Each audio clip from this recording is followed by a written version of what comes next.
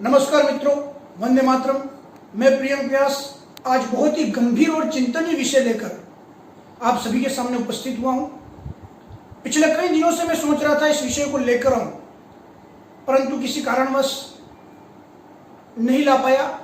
परंतु आज जिस प्रकार से घटनाएं लगातार बढ़ती जा रही, मैं इस विषय को आपके सामने रखना उचित समझता हूं, इसलिए लेकर आया हूं। साथ ही मैं इस वीडियो के शुरू होने से पहले ही सभी लोगों से कह देना चाहता हूं कि ये विषय इतना आवेशित करने वाला है कि इस आवेश की अवस्था में यदि मेरे मुंह से कोई ऐसी अभद्र बात निकल जाए तो उसके लिए मैं पहले से ही आप सभी से हाथ जोड़कर माफी मांग रहा हूं, मुझे माफ कर दीजिएगा।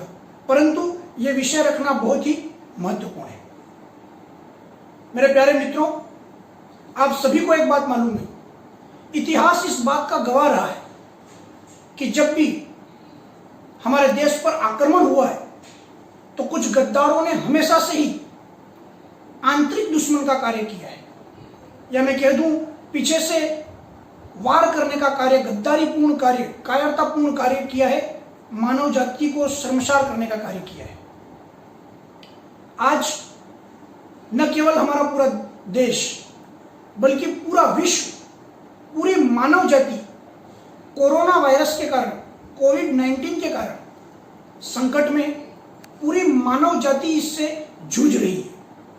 और आप देख भी रहे हैं, पूरा विश्व इससे मुकाबला करने के लिए एकजुट होकर, सारे लोग एकजुट होकर चलने का प्रयास कर रहे हैं, आपसी मतभेद भुलाकर। और हमारे देश के अंदर भी लगभग 99% लोग अपना संयम बरते हुए हैं और केंद्र सरकार और राज्य सरकारों के आदेश की पालना कर रहे हैं।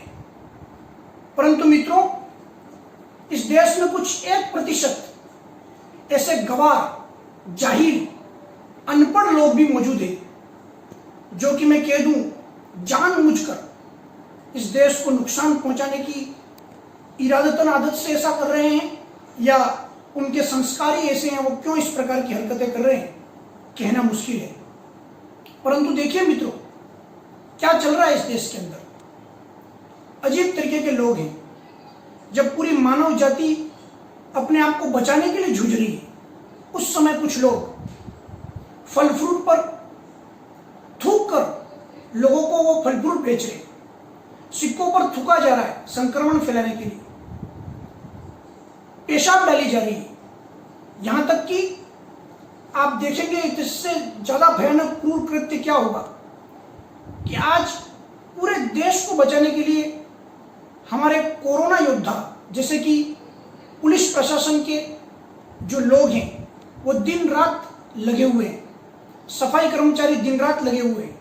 यहां तक कि मैं कहूं सबसे बड़ा जो समर्पण कर रहे हैं वो स्वास्थ्य कर्मी, ANM, नर्सेज, डॉक्टर्स, इसके अलावा टीचर्स लोग, ये भी लगातार सर्वे में लगे हुए हैं अपनी जान को खतरे में डालकर। ये सारे लोग मित्रों अपनी जान को हथेली पर लेकर, अपनी जान को संकट में डालकर, अपने परिवार के संकट को डालकर, या मैं कह दूं अपने परिवार के भविष्य को संकट में डालकर भी हमें बचाने के लिए लगे हुए हैं, दिन रात लगे हुए हैं। लेकिन कुछ जाहिल और अनपढ़ लोग, जिनकी मानसिक बुद्धि किस प्रकार की है मुझे समझ में नहीं आता है, वे लोग कभी पुलिस प्रशासन के ऊपर, जब हम देख रहे हैं कि ये पुलिस पर थूक रहे हैं, स्वास्थ्य कर्मियों के साथ मारपीट कर रहे हैं, उनकी चेकिंग करने गए ANM के साथ छेड़छाड़ कर रहे हैं। इसके अलावा आप देख रहे हैं एक जगह से दूसरी जगह संक्रमण फैलाने के लिए ये लगातार थूक रहे हैं, पेशाब डाल रहे हैं, लोगों को संक्रमित करने का कार्य, जबरदस्ती करने का कार्य कर रहे हैं। ऐसे लोगों पर मुझे बहुत क्रोध भी आता है और इनकी इस घटिया हरकत को देखते हुए बड़ी शर्म भी महसूस होती है। मैं इनसे बड़े संवेदनशील शब्दों में एक बात कहना चाहता हूं। हम में से कई लोग ये बात नहीं जानते होंगे, परंतु भी गत 1 अप्रैल को कुपवाड़ा सेक्टर के अंदर हमारे देश के 5 पैरा कमांडोज जो वहां पर पहरा दे रहे थे। आपको मालूम होना चाहिए वहां चारों तरफ बर्फ है, विजिबिलिटीज नहीं होती है और उन बर्फों के बीच में 8-8 फीट की गहरी खाइयां होती है। वहां पहरा देते हुए कुछ दूर दूर तक नजर नहीं आता और यह भी नहीं पता लगता है कि सामने वाला दुश्मन कौन है। ऐसी गंभीर परिस्थिति में वहां पहरा देते हुए एक पैरा कमांडो फिसल गया और जाकर सीधा आतंकवादी खेमे के अंदर गिरा।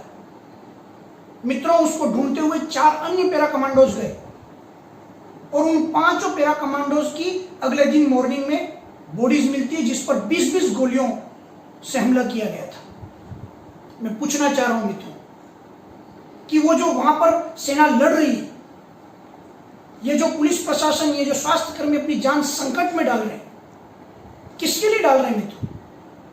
ये सारा बलिदान किसके लिए कर रहे हैं? हम जैसे लोगों के लिए ये पूरा अपना बलिदान कर रहे हैं। ये चाहते हैं कि हम लोग सुरक्षित रहें, हम घर में रहें। हमें सेना पर जाकर लड़ने के लिए नहीं कहा जा रहा है, हमें कहा जा रहा है घर में रहें, सुरक्षित रहें, सेफ रहें। मैं आपसे सभी से एक बात कहना चाहता हूं और ऐसी हरकत करने वाले तमाम लोगों के माता पिता से भी मैं हाथ जोड़कर विनती करना चाहता हूं कि घर में रहना और दूसरे को संक्रमण नहीं फैलाना भी एक बहुत बड़ी देशभक्ति है। और मेरे प्यारे मित्रों, यह भी समय की डिमांड है। यह मानव जाति इस मोड़ पर खड़ी है कि एक बार हम स्वयं को सुरक्षित करें और दूसरे तक संक्रमण किसी हालत में ना फैलने दें। यदि हम ऐसा करने में सफल हो गए तो हमारा पूरा देश, जिस इस विपरीत परिस्थिति में भी अभी आप देख रहे हैं, विश्व के अन्य देशों की तुलना में हमारा भारत देश अभी भी कोरोना को कंट्रोल किए हुए है। परंतु कुछ ये असामाजिक तत्व जो ये हरकतें कर रहे हैं, इनकी वजह से खतरा और बढ़ जाता है। और ये पूरा लॉकडाउन के दौरान जो ये कृत्य किए जा रहे हैं, मैं नहीं चाहता कौन सा समुदाय विशेष में मैं पढ़ना नहीं चाहता। हिंदू, मुस्लिम, सिख, ईसाई वर्तमान में सभी एक ही, सभी मानव हैं अभी और सभी मानव का कर्तव्य निभाएं। सभी एक राह पर चलें, पहले देश को बचाएं, जीवन को बचाएं, मानव जाति को बचाएं, उसके बाद बहुत से काम होंगे। चुनावों का मामला अलग है। चुनाव में यदि आप 10 खेमों में बट रहे हो, 20 खेमों में बट रहे हो, मुझे कोई फर्क नहीं पड़ता। चुनाव के समय आप ऐसा कर सकते हैं, परंतु क्या यह सही समय है जिस समय पूरा देश कोरोना से पीड़ित है और इस समय हम खेमों में बट रहे हैं? क्या यह उचित है? मैं प्रत्येक व्यक्ति की आत्मा के अंदर घुसकर पूछना चाहता हूं, क्या यह उचित समय है? क्या हमारा मुकाबला एक वायरस से हो रहा है? पूरी मानव जाति एक ही जगह पर खड़ी हुई पाई जानी चाहिए। सभी लोग मिलकर यदि इससे लड़ेंगे और 99% लोग सहयोग कर रहे हैं, कोऑपरेट कर रहे हैं, यही तो हमारा धर्म है। हम क्यों सड़क पर बाहर निकलना चाहते हैं? समझ में नहीं आ रहा मुझे। ऐसी क्या जरूरत पड़ गई हमको जो हम एक जगह से दूसरी जगह संक्रमण फैलाना चाहते हैं? दूसरी बहुत ही निर्मम या मैं कह दूं बहुत ही खतरनाक घटना भी कुछ दिनों पहले घटी महाराष्ट्र के अंदर। महाराष्ट्र के पालघर में 2 निर्दोष साधुओं और उनका एक निर्दोष ड्राइवर, यानी मैं कह दूं कुल मिलाकर के इन 3 निर्दोष लोगों की, जिन्होंने कुछ नहीं किया था, जिनका कोई दोष नहीं था, उनकी किसी गलत तरीके की बात में फंसकर या मैं कह दूं झूठी खबर के अंतर्गत आकर के एक सामूहिक भीड़ ने उनकी बड़ी निर्मम गति से हत्या कर दी। मैं पूछना चाहता हूं प्रत्येक इस देश के लोगों से, 135 करोड़ लोग जो इस देश के अंदर रहते हैं, प्रत्येक व्यक्ति से मैं पूछना चाहता हूं, यदि निर्दोष साधु, निर्दोष लोग इसी तरीके से सड़क पर मारे जाते रहेंगे तो क्या होगा इस देश का? किस दिशा में हम बढ़ना चाहते हैं? और क्या मिल गया आपको उन निर्दोष लोगों को मारकर? और किसी गलतफहमी में मत रहना कि भैया हम इस प्रकार की गतिविधि करेंगे, एक जगह से दूसरी जगह कोरोना फैलाएंगे, भीड़ में आकर लोगों को मारेंगे और हम बच जाएंगे। मैं प्रत्येक व्यक्ति तक एक बात पहुंचा देना चाहता हूं। भारत के अंदर सितंबर 1980, सितंबर 1980 से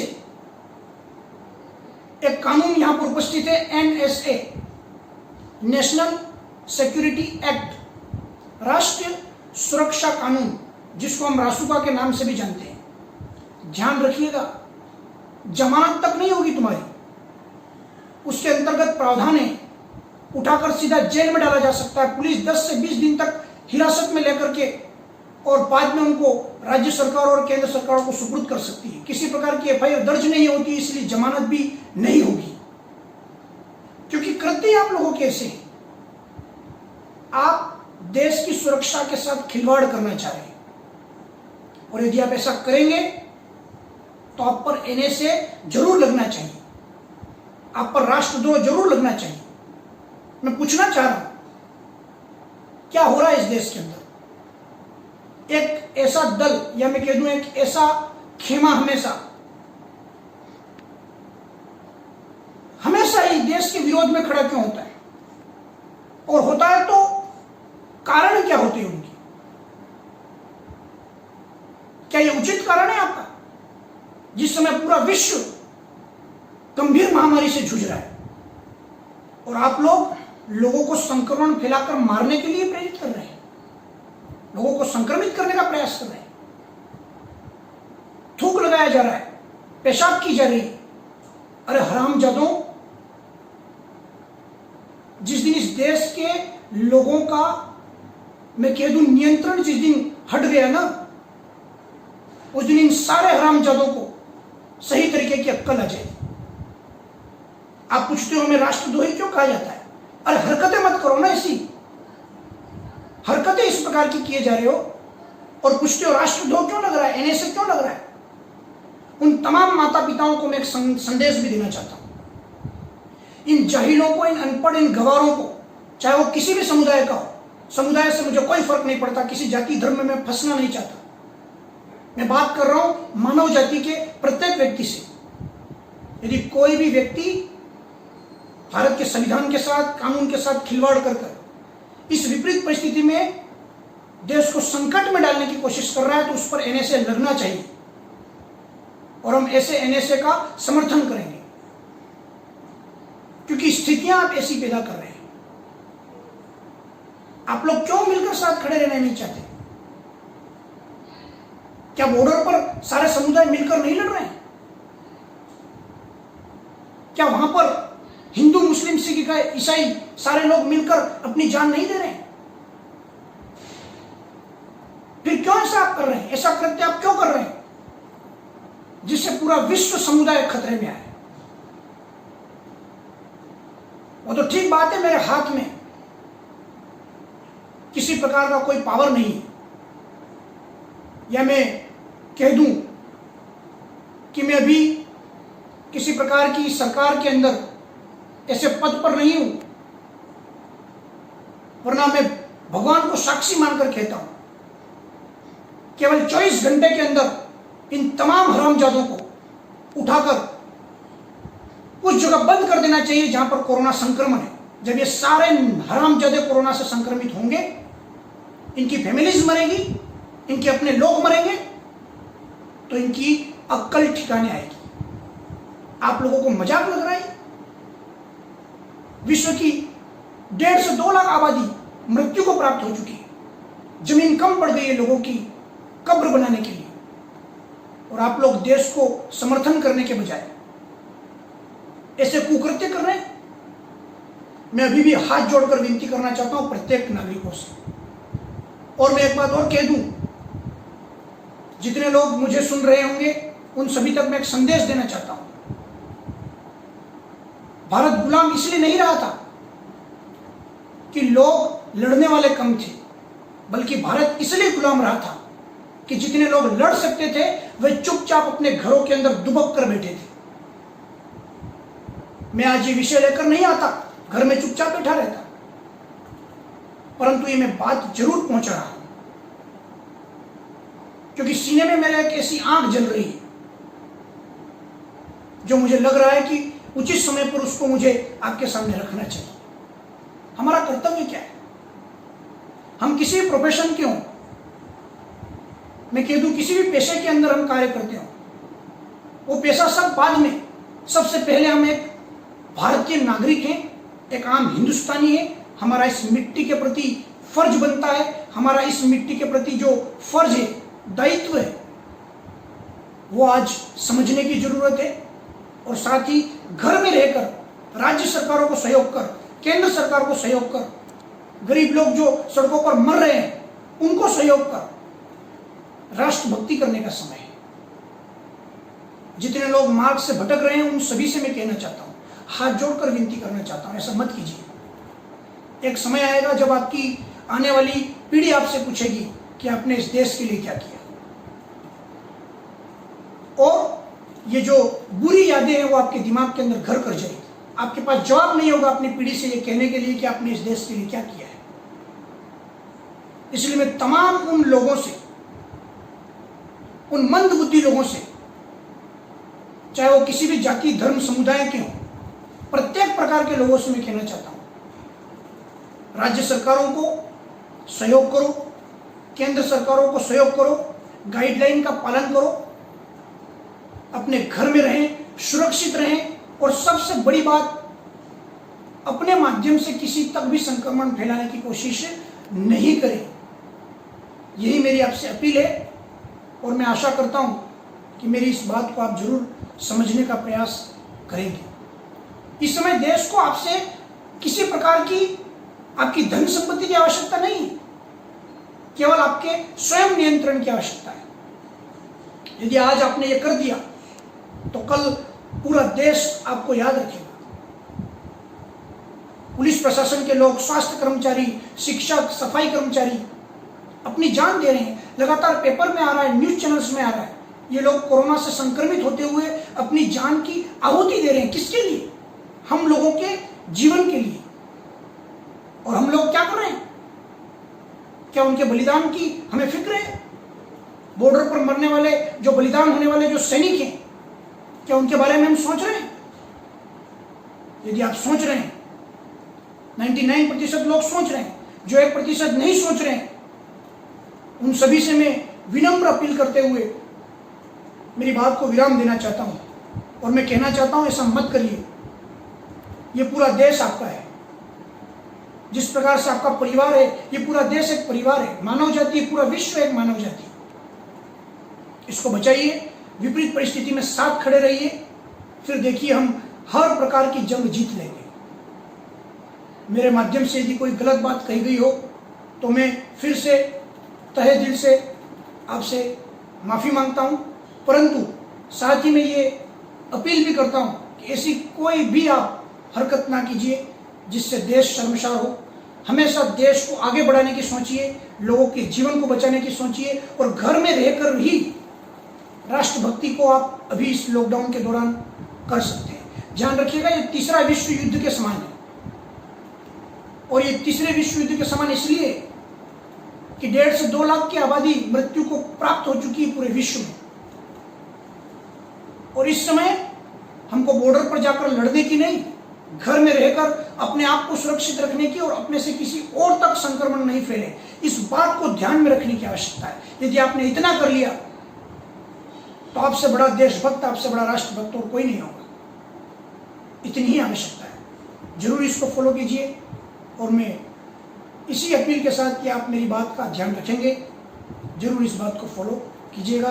धन्यवाद। वंदे मातरम। भारत माता की जय। इनकलाब जिंदाबाद।